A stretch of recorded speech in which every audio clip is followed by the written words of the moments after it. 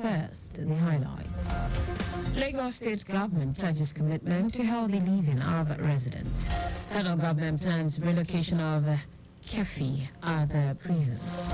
On the Foreign International Criminal Court issues arrest warrant for Russian officials. And in sport, Afghanistan qualifies for first Cricket World Cup semi-final. Now, the details. I am Taiwo Baruwa.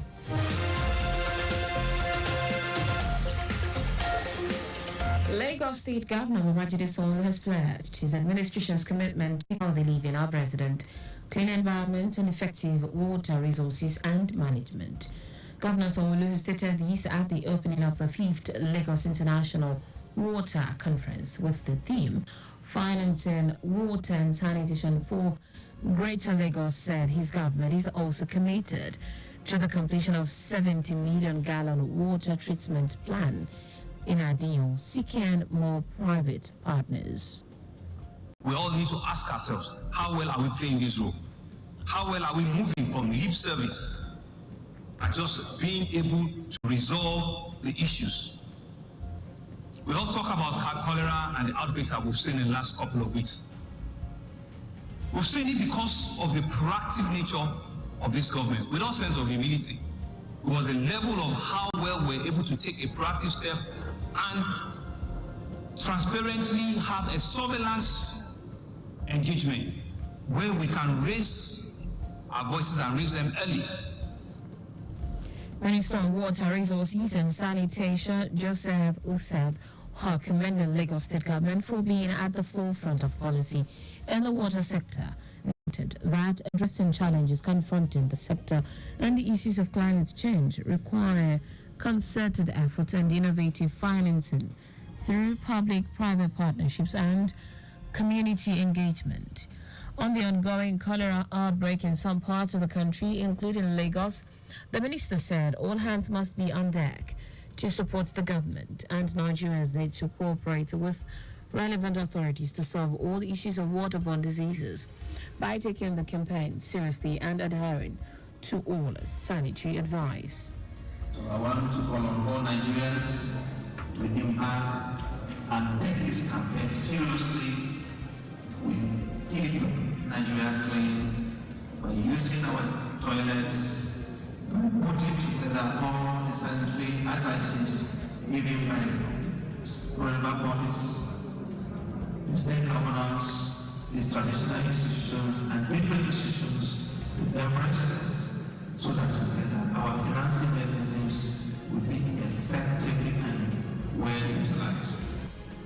Commissioner for the Environment and Water Resources, Tukmo Wahab, said the conference is a platform to not only discuss financing mechanisms, but also to address broader issues related to water governance, capacity building, and community engagement for inclusive, participatory, and equitable pursuit of water security. Executive Secretary of Lagos State Water Regulatory Commission, Laswako Funke Adepoju, noted that the objective of the conference is to set new benchmarks for progress, developing innovative financing models to achieve sustainable water and sanitation solutions in Lagos, creating a comprehensive WASH framework that includes private service providers and earners, local private investments through targeted public-private partnership models. These conversations are not only crucial but intentional. The Babajide Olusola Sanwo-Olu's administration, as we seek to achieve sustainable development in the water and sanitation sector, ensuring that every resident of Lagos has access to these essential services. Stakeholders at the event, including members of diplomatic corps, were unanimous in agreement that access to clean water and sanitation is non-negotiable in solving water challenges in Lagos and across the world and mitigating climate change impacts. Every time it's like, okay, we need to clean the gutters because the gutters have been swamped with plastics, with debris, with people building housings on them. And it requires a systematic approach with systematic enforcement to make sure that It doesn't happen every year again. You need capacities for the people in the sector, the public sector, to be able to get their work done. Then you need financing. Regardless of how good the enabling environment is, if you don't have adequate financing, you can't do anything. You can't institute projects. Our correspondent Adiola Kindele reports that at the end of a 2-day international conference, it is expected that actionable strategies that will contribute to the broader goals of WASH in Lagos would be achieved. Lagos State Governor Babajide Sanwo-Olu has urged residents and all relevant stakeholders in the state to build resilience and commit being fire advocates champions to reduce incidents across the state. Governor Sanwo-Olu made the plea while speaking at the maiden Lagos International Fire Safety Conference 1.0 aimed at ensuring dialogue, knowledge sharing, partnership building, and collaboration in line with global best practices, enhancing innovation solutions. The governor called for concerted effort towards community engagement to foster advocacy and sensitization with a view to creating more awareness among residents that minimizing fire risk is a collective responsibility of all, irrespective of religion, tribe, or status. Sadly, we recognize that government cannot do all of this alone, and we still have a lot more to do. Community involvement is equally very vital.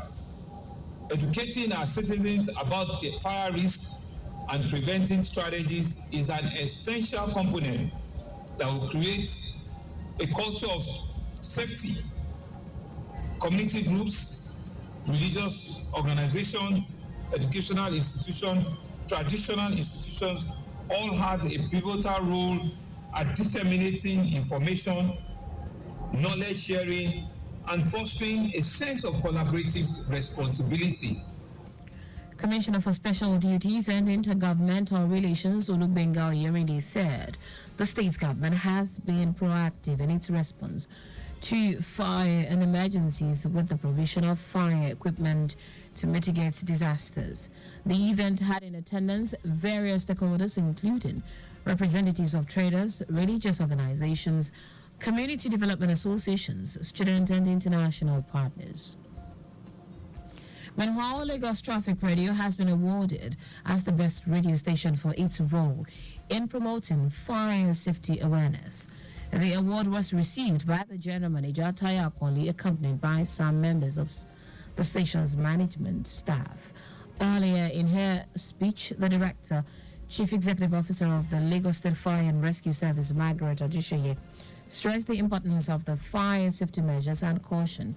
Adeshoye, who advocated public-private partnerships to raise awareness and develop comprehensive safety measures, also called for greater collaboration with the public to ensure effective disaster management. In a goodwill message, Assistant Controller General of the Federal Fire Service, Ijoma Achi, commended Governor Sanwo-Olu's leadership and dedication to the safety and well-being of Lagosians. The Lagos State Ministry of Commerce, Cooperatives, Trade and Investment has signed a partnership agreement with Messrs. Woodhull Capital Limited that will see the frontline financial advisory firm collaborate with the ministry to implement 8 various initiatives and programs. Speaking at a signing ceremony held to kickstart the partnership, Commissioner for Commerce, Cooperatives, Trade and Investment, Folashade Ambrose Medebem, said the formalization of the agreement will enable the ministry to work towards achieving its ambition ministerial mandate. Ambrose Medebem affirmed that the partnership will commence with the extraordinary Lagos Corporate Assembly tagged BOS Meet with Lagos Business Community scheduled to hold on Tuesday, 9th July 2024. She added that the pivotal parley enables the government to gauge the pulse of the business community, resolve issues raised in previous editions, and create a more business-friendly environment. Now to the rest of the stories. The federal government says the Kefi Medium Security Custodial Center will be among those to be relocated out of the 256 custodial centers in the country. The government says the center which was built in 1820, was one of the many centers cut up by urbanization. Minister of Interior Olubunmi Tunji dropped the hint in Kefi during an inspection of the facility, which has undergone rehabilitation, including the construction of a new perimeter fence. He also inspected the 3,000 capacity Kashi Custodial Center in Abuja, saying the government will do everything necessary to ensure maximum security within the custodial centers. The Nigerian army has denied allegations that it is recruiting Islamic fundamentalists and jihadists.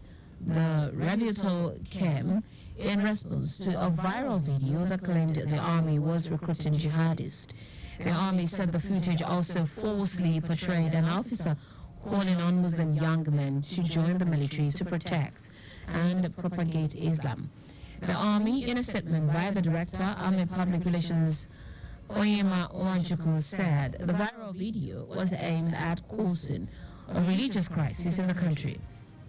Oyema stated that the army is a professional institution that does not consider ethnicity or religion, urging the public to disregard the video. In foreign news now, the International Criminal Court ICC has issued an arrest warrant for Russia's former defense minister Sergei Shoigu and the Chief of General Staff Valery Gerasimov. The ICC judges said the two men were suspected of committing war crimes and crimes against humanity during the war in Ukraine. The court said there were grounds to believe that Shoigu and Gerasimov bore individual criminal responsibility for attacks on civilian targets between October 2022 and March 2023. Ukraine's President Volodymyr Zelensky said the ICC's decision was a clear indication that justice for Russian crimes against Ukrainians is inevitable. In sport now, Afghanistan has qualified for the semi-finals of a Cricket World Cup for the first time by beating Bangladesh by 8 runs in a tense, low-scoring classic in St. Vincent. The victory sees them progress as runners-up for Super 8 Group 1, while knocking Bangladesh as well as heavyweights Australia out of the tournament. They will now play South Africa in Trinidad and are one match away from facing either defending T20 champions England or India in Saturday's final. For Afghanistan, qualification for the semi-final is another step on the remarkable journey they have taken since first qualifying for a T20 World Cup in 2010. And that's it on the news at 6. But just before we go, always obey road signs and traffic lights. You can follow us and like all the various social media platforms. X, Traffic Radio 961. Facebook, Lagos Traffic Radio 96.1 FM. Instagram, Lagos Traffic Radio 961. Subscribe and watch our news and programs live on YouTube at Traffic Radio 961. Also, you can visit our website at trafficradio961.ng. Did you know that's the Sanwo-Olu administration donated security equipment worth billions of naira to the police? You can get more details on the Lagos State Government website. To end the news, here are the highlights of the major stories. Lagos State Governor Babajide Sanwo-Olu has pledged his administration's commitment to healthy living of residents, clean environment, and effective water resources and management. The federal government has announced that Kefi Medium Security Custodial Center would be among those to be relocated out of the 256 custodial centers in the country. We also told you that the International Criminal Court, ICC, has issued an arrest warrant for Russia's former defense minister, Sergei Shoigu, and the Chief of General Staff, Valery Gerasimov. Finally, in sport, Afghanistan has qualified for the semi-finals of a Cricket World Cup for the first time by beating Bangladesh by 8 runs in a tense, low-scoring classic in St. Vincent. For contact with the newsroom, send a message to info@trafficradio961.ng. That ends the news broadcast compiled by Coyote Afola Shiri. I am Taiwo Baruwa. Thank you for listening.